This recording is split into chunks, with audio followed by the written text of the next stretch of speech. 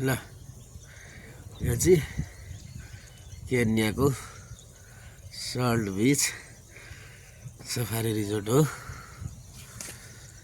किन यो चाहिँ एकदमै गुगलमा मोस्ट फोटोग्राफ भन्दाखेरि चाहिँ बिहानै उठ्ने बित्तिकै पनि जनावर देखिन्छ।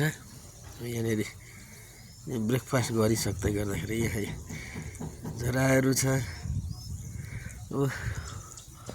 त्यहाँ हात्ती आउँछ है, अहिले उता पल्तिर गएको छ। त्यस पछाडि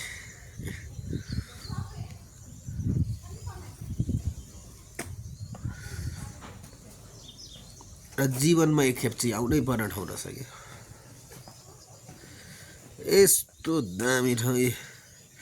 अब हाम्रो नेपालको पुलमा तल पिलर हाले जसो गरेर चाहिँ पिलर हालेर यहाँ कन्टेक्ट छ यस्तो। यो किन भन्दाखेरि जनावरहरू आउँछन्, स्पेसल्ली हात्ती आउँछ। अफ्रिकन हात्ती एकदमै ठुलो हुन्छ, भत्काउँछ भनेर त्यो हिसाबले गरे।